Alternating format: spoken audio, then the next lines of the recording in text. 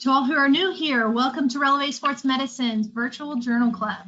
For additional webinar educational opportunities, you can visit our website and register directly for the webinar, or you can sign up for the email list to be notified of upcoming webinars. We are updating our upcoming schedule frequently, so check back often. For all athletic trainers who are intending to get live CEUs from the BOC, you will receive an email 1 hour after the webinar concludes, which includes a link to the combined quiz, evaluation, and assessment. You will have up to 72 hours to complete the quiz and evaluation. This email will come from customer care at gotowebinar.com. Please ensure that this is done timely in order to receive your statement of credit. If you don't receive the follow-up email or have any other concerns, then contact us via our email at journalclub@relevesportsmedicine.com. Once the statement of credit is available to download from our website, you will receive an email notification. If you have any questions during the webinar, please submit the question and we will review the questions at the conclusion of the webinar. If you cannot see the PowerPoint slides and you're accessing the webinar from your mobile phone, swipe the screen to the left and the slides will become visible. There is a handout for today's talk, which is available for download from the dashboard. It does include the PowerPoint if you'd like to take notes. The recording will be available for review on the website. Our speaker today is Dan Clearfield. He is a sports medicine physician with a background in osteopathic manipulative medicine. He did his undergrad at the University of Texas in Austin, medical school at the Texas College of Osteopathic Medicine, residency at Doctors Hospital in Columbus, Ohio, pre-doctoral fellowship in OMM at TECOM, and a sports medicine fellowship with Overlook Hospital in Summit, New Jersey. He serves as the official team physician for USA Wrestling and USA Judo. He's presenting today on an introduction to musculoskeletal ultrasound. All right, and I'm going to let you take it away. All right, cool. All right, so let me get it into full screen. All right, we good? We seeing everything? I hope so. Yes, all right. Tell me if you can. All right. Okay, so I hope that everybody here has at least heard of musculoskeletal, sometimes called sports ultrasound medicine, and I'm going to be kind of overviewing a lot of the different uses and some of the basic definitions, some of the where it came from historically, and where we're kind of moving with it, just because it's been so phenomenal for me to have within my practice. One thing I was always very envious of my orthopedic surgeon colleagues is that they get to cut into somebody and see the anatomy of the individual. Now, I didn't really care for the cutting part as much, but I definitely envied them being able to see the different bevels, angles, notably when I'm doing regenerative treatments. And so with the ultrasound, that allows me to avoid the cutting, but being able to kind of see inside the individual, look at those bevels, look at those angles, look at the soft tissue, look at the osseous structures. And so it's been a game changer in my practice. So let me start advancing this here. So again, we'll go through the history. We'll talk about some instrumentation and knobology. We'll talk about what is normal, what's pathologic, what's possibly artifact. And we'll also talk about how you can code and bill for this, because you would like to get paid ultimately. So that would be awesome if I had financial disclosures. I do not. All right, so let's just talk about it to start. And I apologize, some of these images used to be higher quality, and apparently, I think when I resaved this, it decreased the quality of some of the images. But ultrasound is high frequency sound waves, and usually in the 3 to 22 megahertz frequency, and it's used to image soft tissues and bones. So I'm not going to read out all these specific things, but you can see, where some of the ideas of ultrasound, it started even back in the 1700s. As far as Madame Curie, which I think is kind of ironic that she discovered the piezoelectric effect, because she discovered something that was non-radiation, but she ended up dying of radiation poisoning. I know that was a fact about her. But then you saw it then in the 1930s, we started using it for some clinical applications. In the 40s, they started looking at it in through different tissues in animals, and then surgeons started using it in the 40s and 50s. The AIUM, American Institute of Ultrasound Medicine, was started in the 1950s to investigate the uses as a medical tool. And they started improving it a little bit more and more through the 60s. But at the same time, a lot of these were experimental type things, big, large amounts of equipment, and very expensive to get. But something that changed in the 80s and 90s is that, for one, we just developed high frequency real-time ultrasound. And so that's where a lot of the musculoskeletal applications started. And then the cost and the size of the ultrasound machines improved. And so that's really where this started getting penetrating more out into the sports medicine world, where we could actually afford to have it. We didn't have to have a room that was just going to be the ultrasound room. We had portable machines, and the technology keeps evolving. So as far as the applications, what do we use this for? So we can use it for diagnostic ultrasound. So we can look at tendons, tendinopathy, strains. We can look at muscles, and we can see if there's any strains. We can see if there's contusions, hematomas. We can look at nerves, and we can see if their nerve is pinched, if it's entrapped, and we'll go over that. We can look at the ligaments, see if there's any sprains or tears, and we can look at joint effusions as well. So there's a lot of different applicability within sports medicine. As far as from an interventional standpoint, so we can use this to help safely guide injections, safely guide percutaneous tenotomies, for aspiration, lavage, barbotage, and you can see exactly where you're hitting.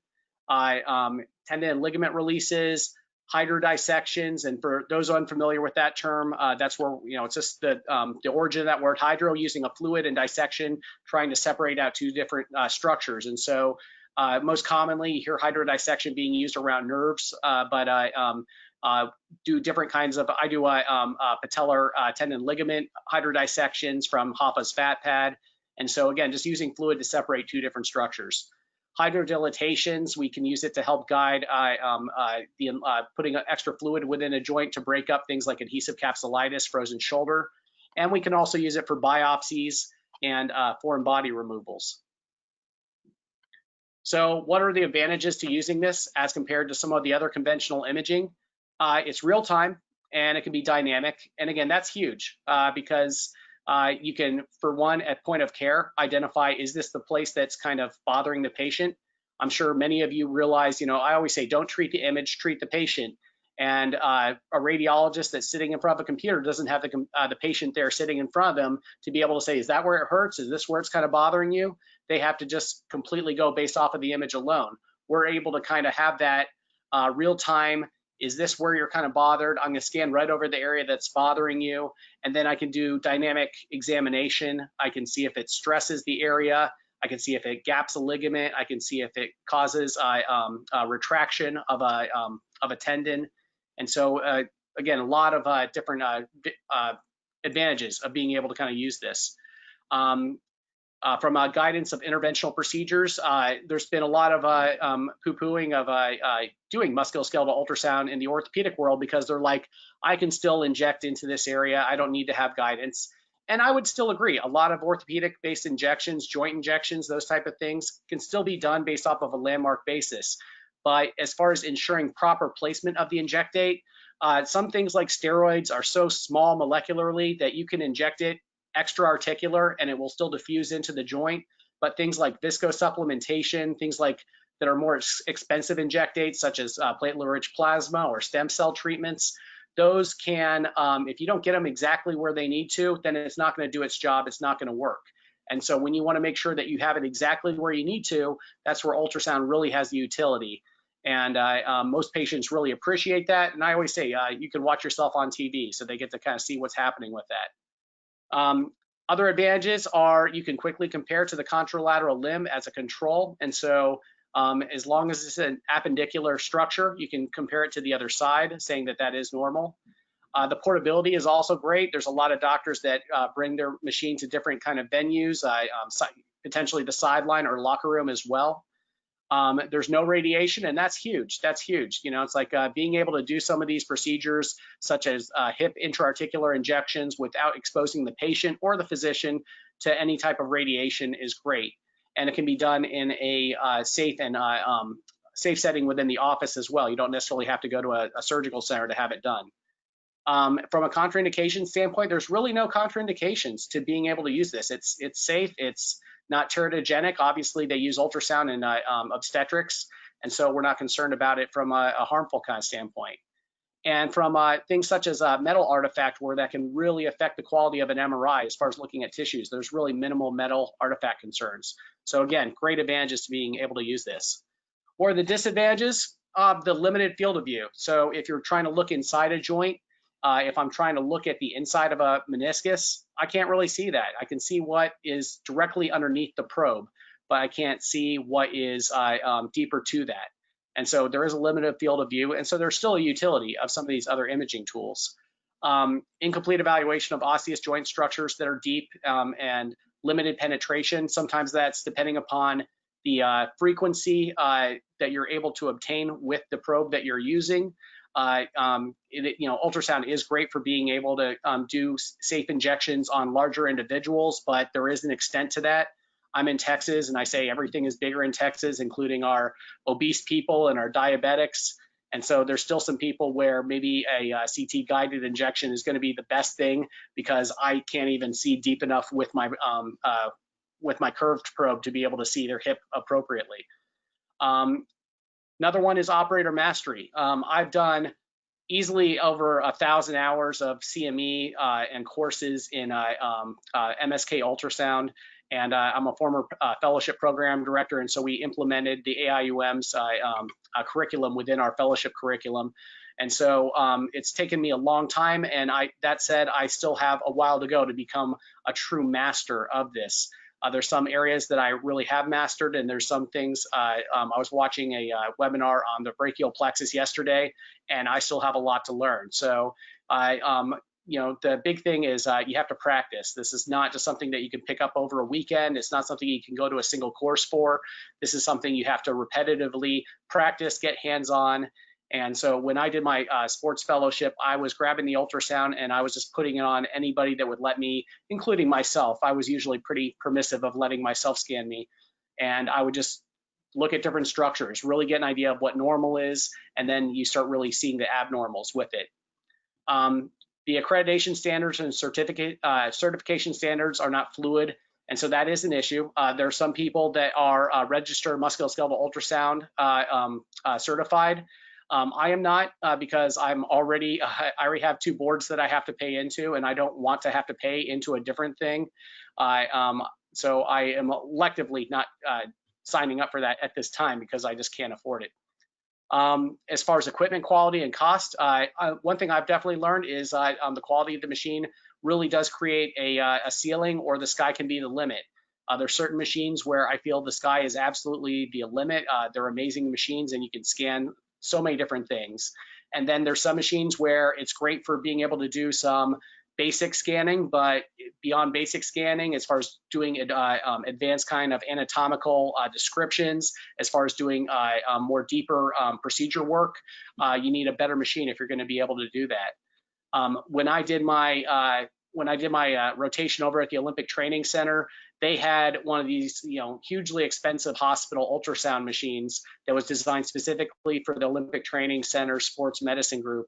And I got to play around on that machine the couple of weeks that I was there. And it was just amazing, the quality of the images that I was able to get. And then I had to go back to my lowly clinic back home in Fort Worth after I was done with that rotation, and I had to use my ultrasound machine, which was the best commercially available one on the market at the time. But at the same time, it was like going from Superman back to Clark Kent. I just couldn't fly anymore. And so equipment quality can make a big difference. And then controlling the image and knobs to optimize the picture. There's a lot of tinkering that you can learn. A lot of the machines are developing better presets so that you don't have to mess with it as much. But we're going to go through some of those basics so that you have a better understanding of that as well. So just so you know, some of the terminology I'm talking about as we go through this. So we talk about ultrasound in echogenicity. And so anechoic means no reflection, hypo means a low reflection, isoechoic is same reflection, and hyper is a high reflection. It's more of a bright picture. Going over the instrumentation and knobology. And again, some machines have similar sounding kind of things, but for the most part, all the different machines I've worked on have had relatively these specific kind of instruments and knobs, and so it behooves you to kind of understand what they are. So the focal zone can be used to concentrate the image, and so it's best to reduce the areas not needed so the area of interest is highlighted. So for example, if you have a foreign body that you're trying to focus on that is 2 centimeters deep, then having the focal zone enhanced in the 3 centimeter region isn't going to be as applicable and could actually take the focus and concentration of the image away from where you're trying to focus it. And so that's where you can use the focal zone. The gain is the overall brightness contrast of the image, and so the higher the gain, the brighter it is. Auto gain is a nice option on a lot of machines where it auto optimizes it to increase the contrast resolution. So it makes dark darker, light lighter. Sometimes that is great, but sometimes you have to kind of go around that auto optimization as well if you need to kind of enhance a specific part of the image. The depth is important to adjust on the machine until the structure of interest is visible. If you're trying to look at something like the A1 pulley on a finger and you have it to 6 centimeters deep, then there's a lot of information that you don't need on that screen, and the machine is trying to process that entire screen worth of information. And so adjusting the depth so that it's really focused upon just the area that you're concerned on will allow you to have a better image processed by the machine. The frequency that we discussed before is that range of sound wave frequencies, and the higher the frequency, higher resolution, but the higher the frequency, the worse the depth penetration. And so we'll talk about the typical frequencies that we like to use for MSK work in a little bit here. The time gain compensation, or the TGC, are often 6 knobs on the machine that adjust the gain at a specific depth. Again, so that you can kind of enhance certain kind of things on an image. I find, especially when you're dealing with very obese people, where sometimes the shadowing as it's penetrating through the adipose, messing with the time gain compensation can ensure that you're trying to get a better visualization on the, if it's like the joint capsule, if it's the bone structures, so you can see that better. And then the steer function is a good one for injections. It's something that I kept forgetting about on my current machine, but I started using in the past couple of months, and it's really enhanced my ability to do injections safely, but also just to be able to see the tip of the needle much better. And so it will create a perpendicular line that allows better needle visualization. And so if you're going in plane, and we'll talk in plane or long axis, and we'll talk about what that means in a bit as well. So the different probe types that we're typically using in MSK, we use linear probes, curvilinear probes for the deeper structures, and then sometimes we'll have a hockey stick or wand, and a lot of times those are just smaller probes that are similar to the linear ones, but they don't take up as much surface area, tend to have a little bit of a higher frequency, and can be very good for things such as like the ankle, the foot, the finger, the hand, the wrist. As far as transducer positioning, and I should have brought one of my probes home so you can see this, and I can't see myself on here, so hopefully you can see me. I'm going to use my my Apple mouse instead.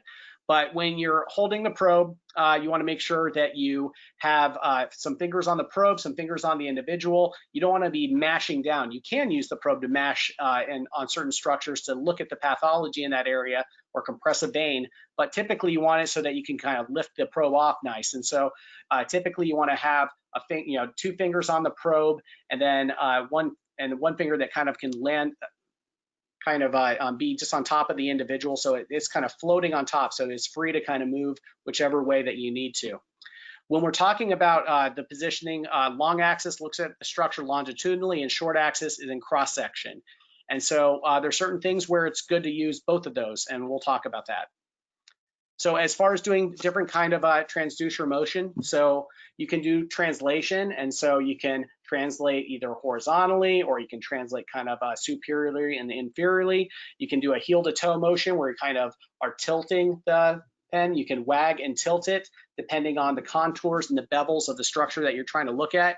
You can rotate along a central axis. So if I'm looking at it in a long longitudinal axis and I want to look at it in a short axis, I have to try to really keep that probe positioned centrally and just go around that central axis to make sure that I have it in a perpendicular fashion so I can look at that structure in its short axis. And then pressure loading is what I was talking about before. So some things, if we want to see if it's compressible. So if like, am I over an artery or a vein? Artery should not be compressible, but vein should be compressible. So I can actually use the probe to compress on that. If I'm trying to elucidate whether this is the painful area on a patient, I can also use that probe to push on that. And I'm like, is that the spot that's kind of hurting? And they're like, no, not quite. And then I kind of slide a little bit over. Okay, is that the spot? Yeah, that's the spot right there. Okay, now I know what you're talking about. So from the fundamentals of ultrasound, it's again, powerful interventional and diagnostic tool. There are benefits and limitations. You need to understand some ultrasound physics to truly understand what you're trying to do with this. And optimizing the image is going to make a big difference and can offer better results. So from here, let's kind of take it over and talk about what's normal and what's not normal. And so just like any type of anatomy, just like when you're learning how to do a physical examination, you need to know what a normal joint feels like before you can understand what an abnormal joint feels like. And so ultrasound definitely is like that. The more people that you just scan that are normal, the more you get used to, okay, this is normal looking tendon tissue. This is normal muscle tissue. This is normal ligamentous tissue. And so that way, when you start to see the pathology, you're like, oh, I'm really identifying this as pathology. So normal tendons are best imaged on high frequency linear transducers. So that linear transducer tends to be the one that we really try to look at tendon structures. We can, in a long axis of the tendon, we see these tightly packed linear echoes in this fibrillar pattern. And then in short axis, it has a stippled and clustered appearance. So when we're taking a look at it over here, and I hope you can see my mouse on here. So in the short axis, we can see this kind of stippled kind of appearance of the tendon. Okay, this is the tendon sheath that is surrounding it here. Okay, and so this is looking over the dorsal wrist right over here. And then when we're looking at a long axis, we can see what that tendon should look like. So we see that fibrillar, tight packed kind of pattern, very hyperechoic with, and you can see little kind of throughs of hypoechogenicity as you're kind of seeing the different, that's the little fat that kind of lines the area there. A common artifact that we talk about in ultrasound is an artifact called anisotropy. And it's actually something that can be used to see if you're truly seeing pathology or not, but it's also something that we use to help distinguish between different structures. So with as little as 2 to 5 degrees of angulation, so if I have my transducer on something, and if I just have it kind of angled even just a little bit over this way, or slightly tilted over this way or this way, the way that that beam is coming down, we're trying to visualize whatever is perpendicular to the probe underneath it. And so even if it's slightly off, it might cause a little bit of a hypoechogenic kind of view of what the structure we're looking at. So in this case, looking at a tendon below here, we can see this darker kind of area here. And so again, tendon should have this nice fibrillar, hyperechoic kind of look to it. And over here, we see that that's not the case. But then if we just change the angle slightly, all of a sudden we're like, oh, no, wait, because we can see that we're this is a finger joint right over here. So if we just change the angle that we're seeing it, all of a sudden, now we're seeing the hyperechoic fibrillar pattern here, and we're seeing it's darker over here. And so this is anisotropy. It's just the angle of which you're kind of holding the probe over that region. And so that's where anytime you're trying to identify a pathology, it's very important to do a lot of dynamic evaluation, do a little bit of wagging back and forth over there, sliding back and forth, so that you can really get a good view of that structure and ensure, is it true pathology or is it just anisotropy that you're looking at? Another thing that you can take advantage of, notably in a short axis, is the differentiation between a nerve and muscle. When you're looking in short axis, the muscle, when you do a little bit of anisotropy to the muscle, usually you will lose you'll lose that image. So when we kind of go back and look at the short axis of what this muscle kind of looks like as we're going through here, if I do a little bit of wagging back and forth of that, we lose that hyperechogenicity that we're seeing there, but nerves will tend to kind of maintain that despite the amount that you're tilting it. And so that's a good way to distinguish the median nerve and the carpal tunnel, for example. So tendinosis, I hope most people are familiar with this term. So a lot of times we hear tendinitis, but usually by the time it presents to us, it's more of an osis. It's not really inflammatory anymore. It's more intratendinous degeneration, and where the area has just kind of given up on trying to kind of heal itself. And so ultrasound is great at identifying tendinosis, and I would definitely say it's superior to MRI as being able to identify and characterize tendinosis. You'll usually see it as a thickened tendon with a hypoechoic findings and a heterogeneous nature. And if it gets a little bit more severe, you can see things such as calcifications. You can also look on a, depending on your type of ultrasound, you can have a power Doppler setting, and you can look for neovascularization and enthesopathy at the insertion. And so neovascularization tends to be little pathological nerve roots that go along with pathological vessels that develop in areas of chronic degenerative tissue. And so those tend to be areas that we'd like to target when we're doing some of our regenerative procedures. Okay, so neovascularity, again, we don't see that with a normal tendon, and sometimes it's painful, sometimes it's not, but it's always a consideration when we're doing regenerative medicine is this an area that we need to treat, because maybe it is the calm before the storm that we're seeing something there and it's going to be hurting later. So as far as looking at partial tendon tearing, this is fantastic for being able to visualize this. And so this is showing partial tendon tear on the articular surface of a rotator cuff. And so you can see these focal deficits, and as you kind of scan over, you need to kind of wag it back and forth, make sure it's not anisotropy that you're looking at. But you can oftentimes know that there's going to be critical places, such as the rotator cuff interval, where you're going to be able to kind of find these kind of things. And if you see a partial tear, you can also do dynamic evaluation, where you have them try to contract that specific muscle, and you can see if there's any kind of retraction, if that tear extends out. And so that's where I find that it can be very provocative compared to an MRI. Sometimes even when you inject, even just if you just want to try a diagnostic injection, but sometimes as you're doing a procedure on a partial tear, you'll actually see a huge tear that will kind of outline itself as you put the injection through it. And so again, that's where ultrasound can be helpful for really clearly delineating that. A case that I give is I had a patient a few years ago. It was a workers' comp case. She had a grade 1 MCL per an MRI, and she was in physical therapy. I'd seen her back at like 6 weeks, and she was still having a lot of disability. And she really should have been better from a grade 1 MCL sprain at this point of her knee. And so I got the ultrasound on, I scanned over the area, did some dynamic testing. And initially, when I just held the ultrasound probe over it in static, it did look, it had some of those grade 1 kind of characteristics to it.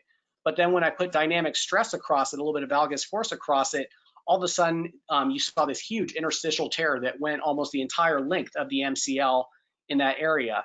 And so that helped kind of identify, okay, this is more serious than it was initially thought to be, and it allowed us to advance the amount of care that we were able to do for her. So as far as looking at the rotator cuff, making sure that you are really being able to kind of see the structures appropriately. If you do not have it in a perpendicular type view to that structure, then things can look a little bit different. And so there's a lot of different views that it's going beyond the scope of this lecture right here.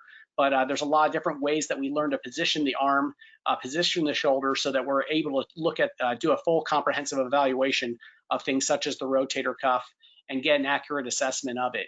And so if you do it wrong, then that's where operator it's going to be operator dependability as far as how accurate the test is. So one thing that we're striving for amongst any of us ultrasonographers is consistency in the way that we do these. As far as looking at complete tendon tears, and so this picture here has a very good demonstration of a full thickness tear that's going all the way through here. So it's showing an absence, and again, you can typically look on the other side and see that as a control, but of course, if they have bilateral, that's not gonna be too helpful to you. But acutely, you're gonna see a lot of fluid, a lot of inflammatory fluid in that area, and then chronically, you'll see more of the scar tissue that starts developing. And then when you try to do some dynamic imaging, you can't identify the tendon ends and the edge shadowing. And so you'll see that it'll just be kind of gapped out, and it'll be very hard to differentiate where it kind of starts and ends.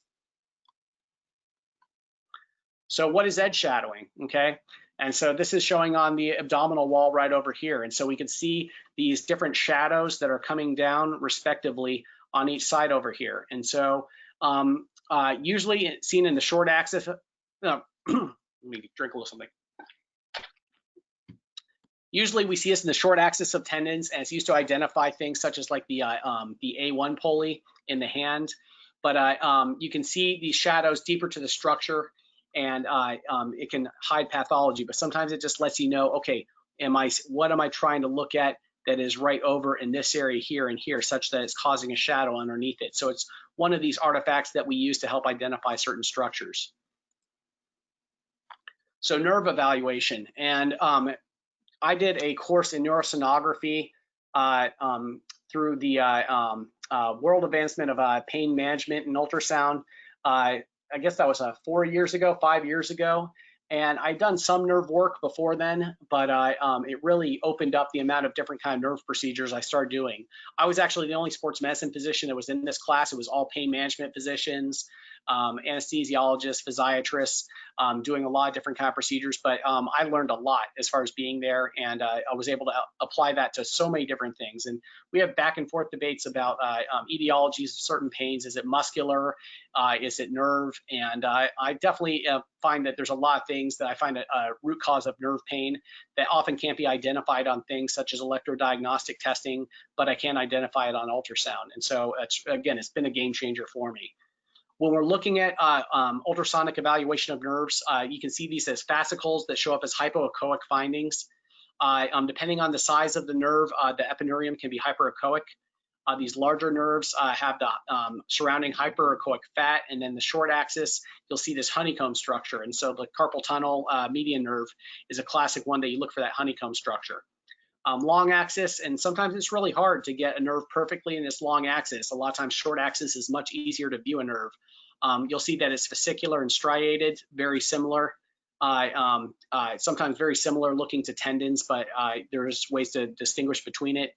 And a lot of times looking with vessels also, because nerves tend to follow along with vessels, and nerves also tend to go along with fascial planes. And so if you are able to follow different fascial planes, you can see where the nerves are kind of coursing through. So when we're looking for things such as nerve entrapment, that's where we'll see, we can see caliber changes in regards to how the nerve is looking. We can scan above and below the area and see if the nerve is enlarged. If it's atrophied, we can see if it's compressed.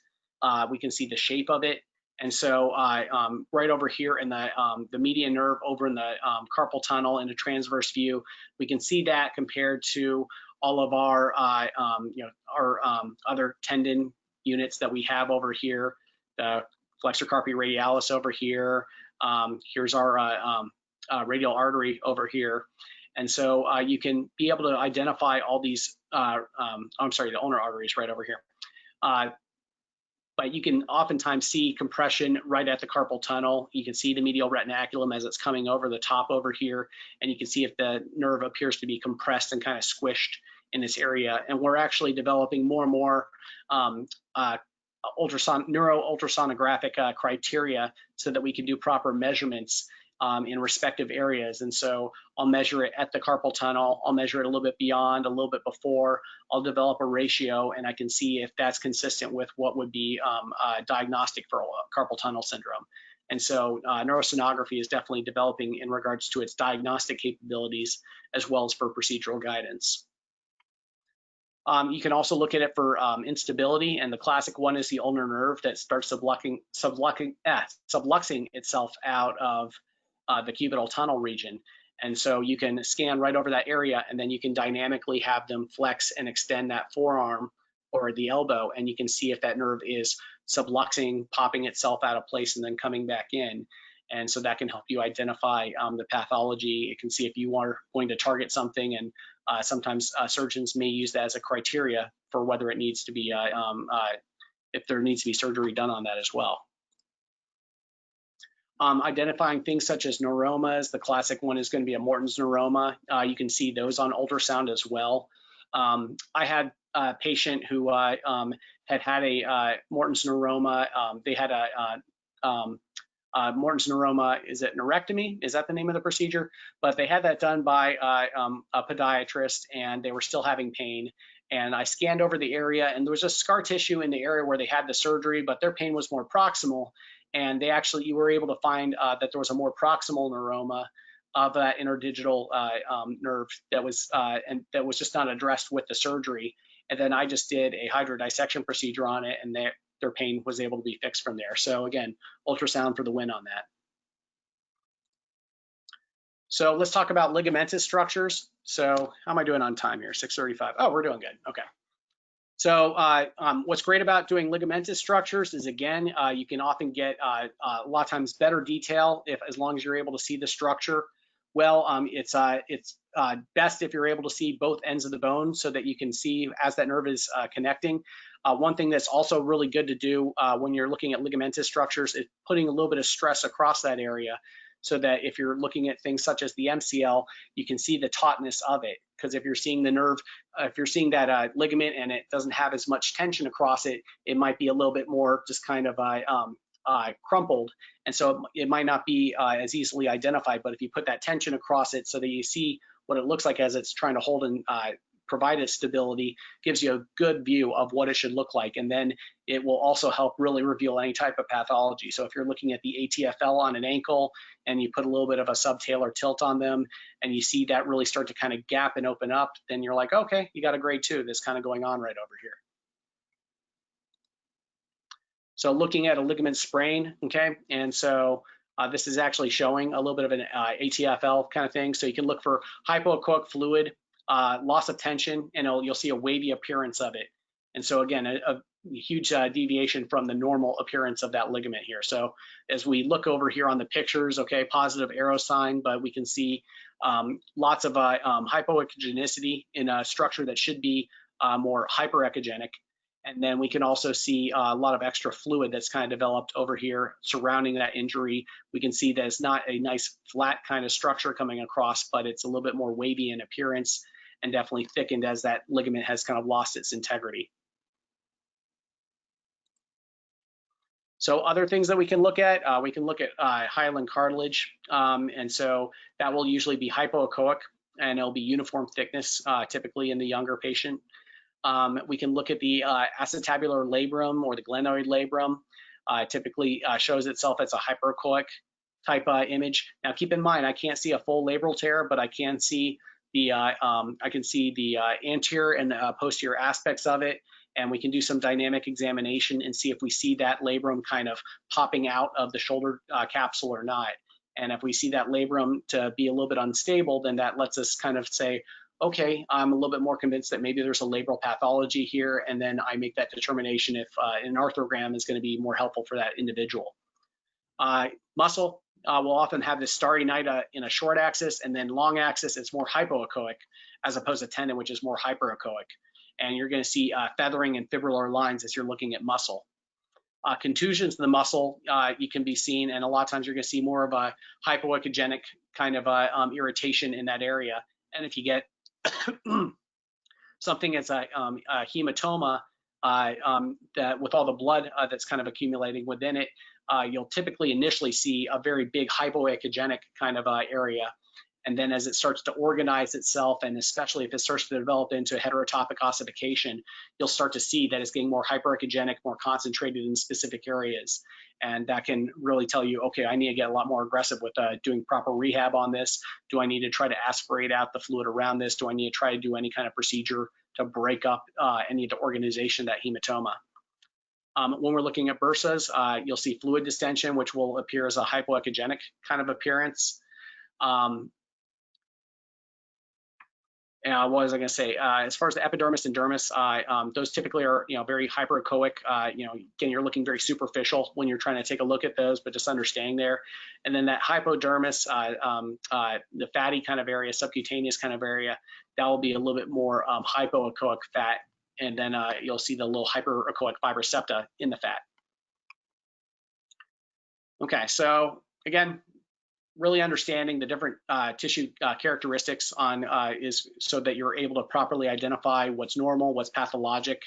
And then, when you see these hypoechogenic kind of areas, you can also use things such as the color Doppler, power Doppler, that can help you further identify pathology in some of these areas. Having a contralateral limb that's saying that there's nothing wrong with that other limb can also help reduce false positives. It's always, just like we say, one view is no views for an X-ray. It's always good to confirm in at least 2 planes to be able to really take a look at that structure. So look at it in its long axis, look at it in its short axis. Sometimes we call it a schlong axis, where it's kind of a hybrid in between the two. But you can also scan superficial and deep to the structure as needed as well. But also know, again, ultrasound isn't the, it's not the end-all imaging tool. It's just another tool that we have in imaging. There's still things where X-ray is going to be more helpful.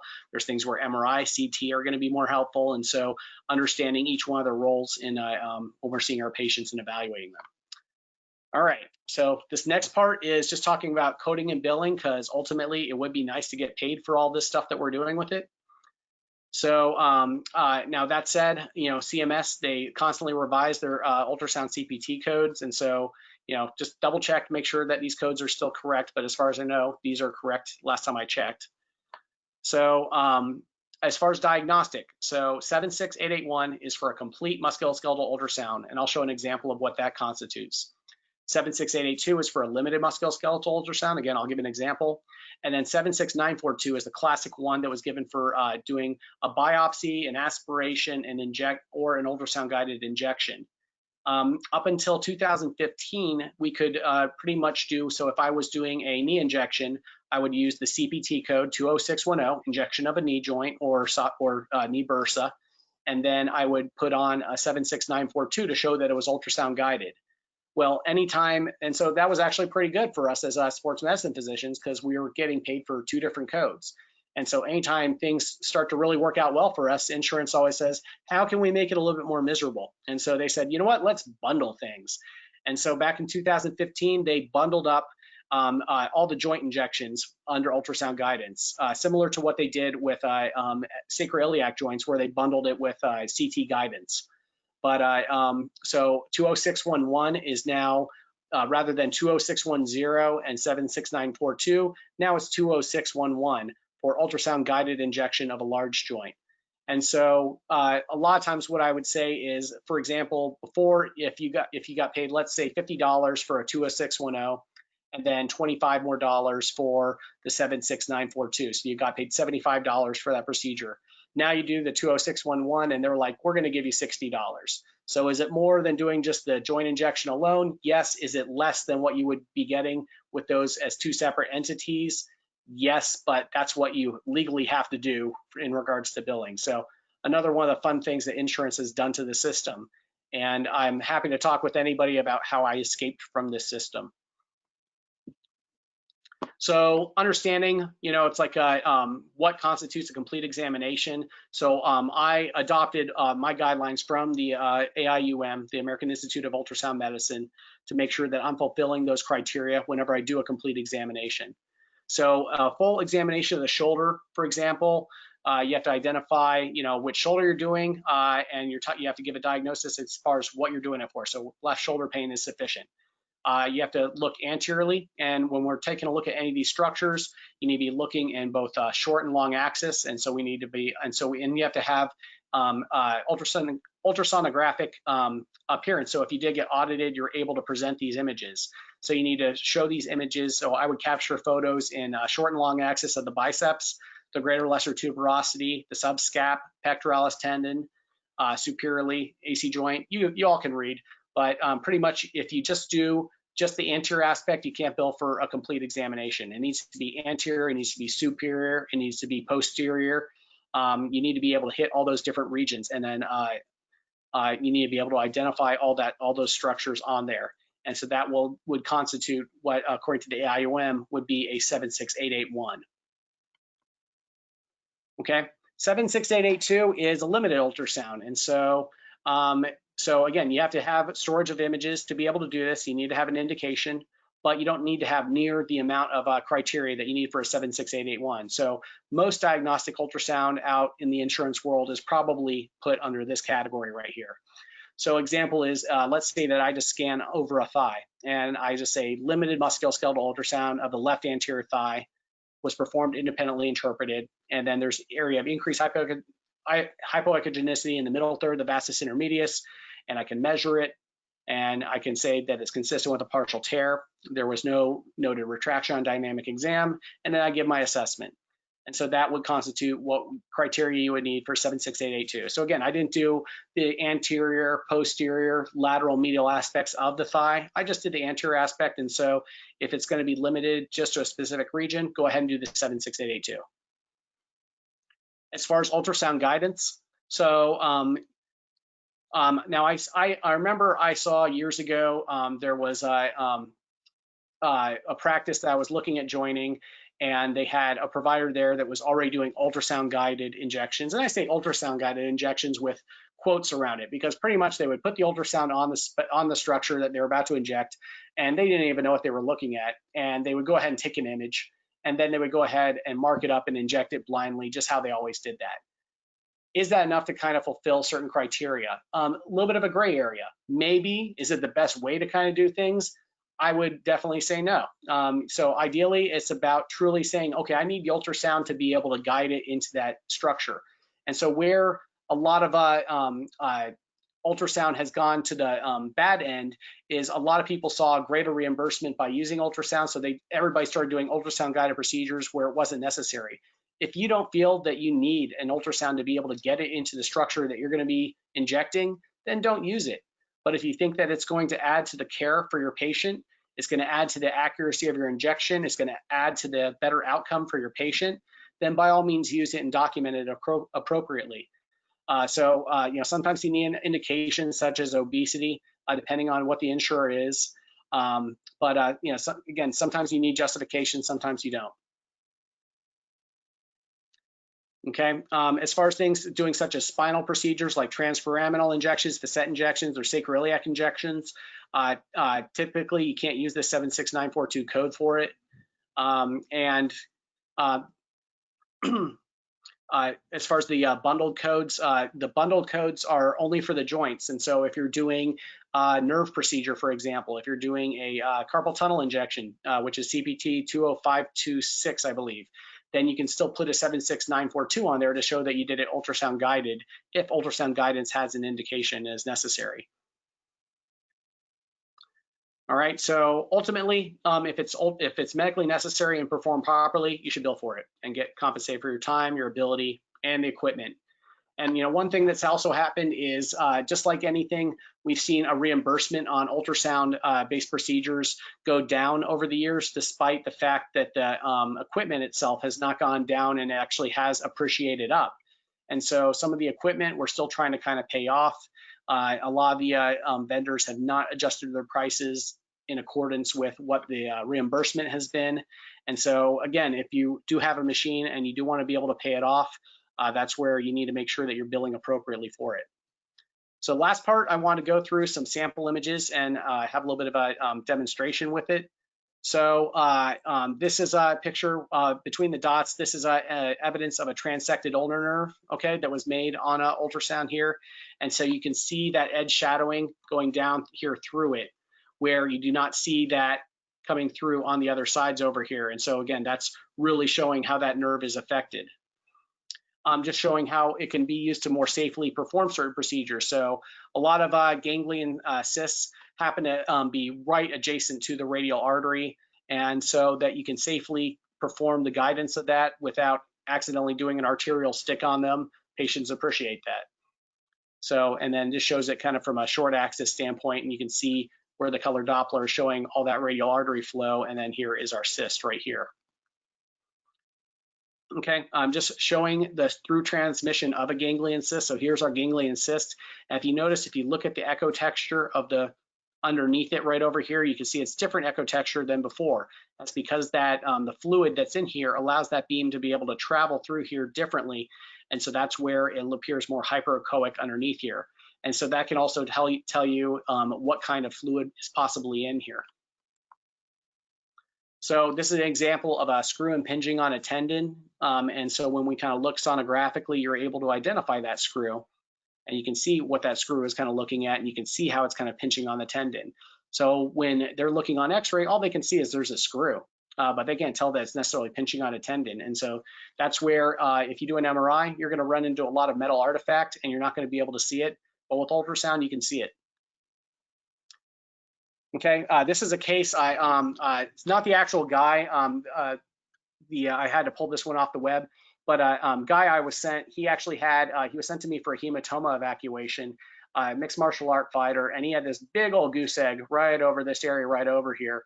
And you know, it's like some people might have been a little bit more cavalier and said, okay, let's throw a needle in that, drain it out. I was like, you know what? It's kind of close to that artery over there. Let me just take a look. And sure enough, it was a pseudoaneurysm of the temporal artery that was right in that area over there. So I actually had to get that over to vascular surgery to have that repaired. And so I saved myself a nice medical legal kind of issue by just scanning ahead of time before I decided to more just dive in there with the procedure. Another kind of case right here was a parameniscal cyst in a runner. And so guy was a runner in his late 50s. And he just came in and he just had this, big kind of just swollen mass on the side. And I was like, it doesn't look like the total classic parameniscal cyst kind of area here. And I just want to be able to characterize it a little bit better. And I went ahead and put my ultrasound on it, and it was actually vascular. And I was like, oh, what the heck is that? And I sent that to the same vascular surgeon that I sent the other case to, and it was a glomus tumor. And so I had never seen that before. And so again, it was one of those things, maybe it's seen me and I haven't seen it, but now that I have ultrasound, now that I can see it, and now I know about glomus tumors a little bit more, I could be a little bit more aware of those. But fortunately, I didn't throw a needle in that one and cause a vascular injury as well. This is so this isn't the patient that had this, but this is a better image than I had available of anterior abdominal cutaneous nerve entrapment syndrome. And so this is something that I've been developed a little bit of a local expertise in the DFW Metroplex and really just North Texas, where I've been able to identify this condition. It's a rare condition, but that said, I've treated a handful of patients with this that have had extensive surgical workups. One patient that had been to the Mayo Clinic for a month for an evaluation of this. Nobody was able to figure out what was going on with her. And I was able to put the ultrasound on in the first appointment, scan the other side. I could see that the anterior abdominal cutaneous nerve was roughly 4 times the size on the contralateral good side. And I did a diagnostic procedure on the first visit. And then the patient was like, oh my God, this is the first time I felt pain relief in like a year and a half. And so again, just with ultrasound, it's been very cool. A lot of the different things that I've been able to do here. So that is it here. These are my kiddos here, and we have one on the way due in October. We did a photo shoot during the whole Corona thing. We had a socially distanced photographer capturing that. If anybody has questions about my practice, definitely be sure to check us out. And also, since people are all over the country, follow us. And so we're on social media.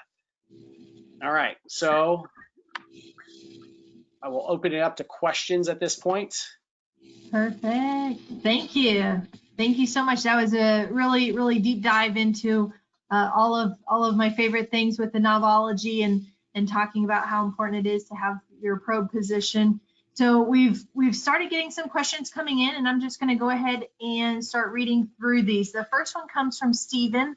And he asks, because most of the people who attend our webinars are athletic trainers, and so he's asking, how does an athletic trainer become certified in ultrasound?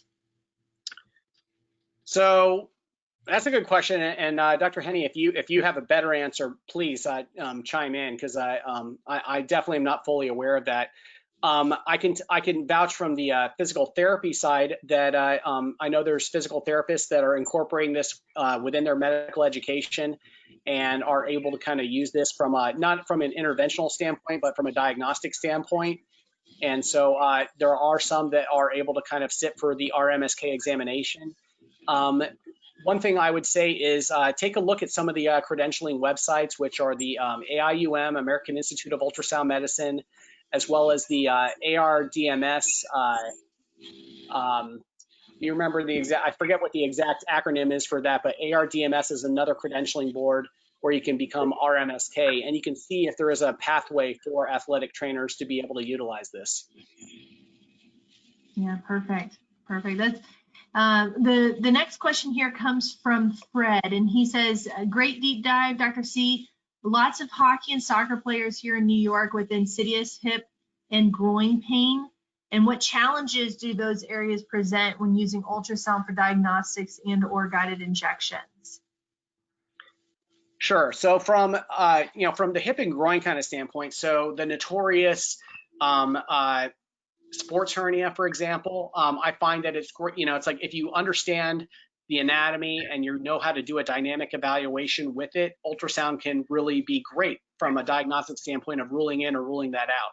Now, if you don't entirely know what you're doing, that's where it's a little bit different. So again, that's where you have to have practiced on several individuals, really understand what normal tissue looks like in that area, and be able to identify that. Now, if you have somebody with snapping hip, we know there's different etiologies that can cause a snapping hip. If it's an intra-articular pathology, ultrasound is probably not going to be as useful in that kind of setting.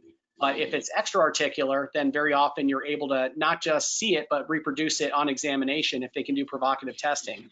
That is a whole extra thing as far as having them do dynamic evaluation while you're stabilizing the probe over that area. That is a big challenge because you don't want to be smashing down that structure too hard with the probe so that you're kind of limiting its motion, but at the same time, you're trying to keep it steady over that structure as they're doing the dynamic evaluation. And so that's something I continue to try to refine when I'm doing dynamic evaluation. But it's one of the challenges, but also makes it a little bit more fun as far as doing this. Yeah, and I would add too, in terms of the ultrasound for the guided injections in that area, you can certainly help to, if there's been some question on, let's say, is this hip in pathology, is this groin in pathology, is this more of a sports hernia, maybe the MRI hasn't been conclusive, you can start to do some of those ultrasound guided just lidocaine injections diagnostically. Does that make their pain go away or no? Because that can help us to give information back to the surgeon who's going to be potentially doing surgery on them. All right, I have another question here coming from Mark, asking, have you used ultrasound guidance for dry needling or validation of what muscle is being needled? Yes, but I do what I always say. It's like I see the athletic trainers and the physical therapists more commonly doing dry needling. I'm typically doing wet needling. And so I'm using a hypodermic needle. I'm using a little bit of anesthetic so it doesn't hurt as much, but I can use a little bit of a larger needle to be able to kind of break up any kind of muscular restrictions. If I need to do a trigger point injection, if I need to do a tendon insertion injection or ligament injection, I will use a little bit of anesthetic and then I'll just kind of do my needling.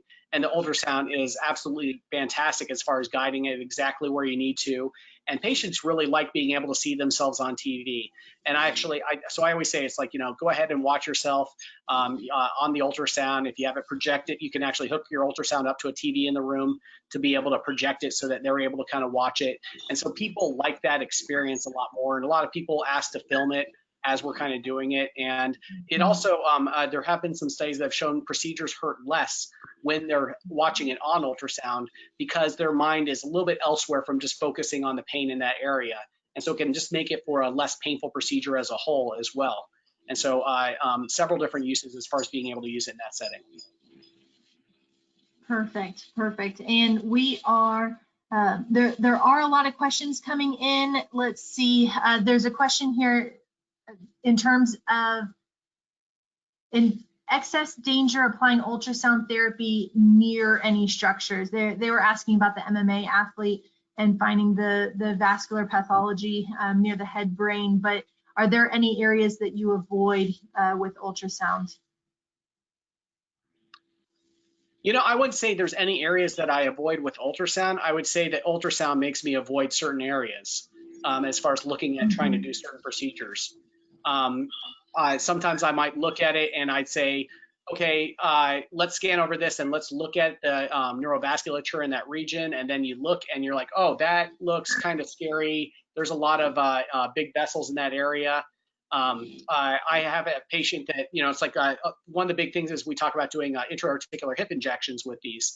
And ultrasound is very important to make sure that we don't accidentally do a femoral artery puncture with it. I had one patient who had really bad vasculopathy, and pretty much he had a lot of collateral vessels that had developed in that area. So all the conventional areas I would have approached it from the anterior aspect were pretty much inaccessible because I was going to do an arterial stick. So I had to come up with a novel way where I internally rotated him and was able to get into the hip through the psoas bursa. And so, so you can use it to kind of be a little bit more MacGyverish as well. So you can still do a safe procedure, but sometimes you would just say, you know what, nope, not going to touch that with an ultrasound stick. Perfect, perfect. Totally agree. So just want to thank everyone for coming today. I know it's 8 o'clock. Our next webinar is going to be on July 16th at 6 p.m. on the management of soccer injuries with Dr. James M. Lynch of Florida Southern College. And I wanted to say thank you today to Dr. Clearfield, sharing a lot of information here. I know there are a lot of questions. If there are questions that haven't been answered, you can always email journalclub@relevantsportsmedicine.com. And wanted to give Dr. Clearfield one last 30-second time slot to put out there anything he'd like to at this point. Oh, okay. So what was this for? Just whatever? Plug my practice, do something like that? Tell us how you're going to be moving into your practice, hopefully in the next week. Yeah. So I was telling Dr. Henney that I was supposed to move into my new building yesterday, and that hasn't happened yet. But I had my website go down in the past day. So if you try to go to our website and you don't see it, it's not because I'm terrible. It's because GoDaddy is less than optimal for us right now. But we try to have a good informational site where we talk about all the different procedures that you can do within sports medicine. If anybody has any questions about some of these procedures or different approaches that I have, I like to be very accessible. And so our info site is right over there. And then I can also I'm happy to give my personal email, so Dr. Henney can pass that along as well. Awesome. Thank you so much, and hope everyone has a great evening. All right. Thanks, y'all.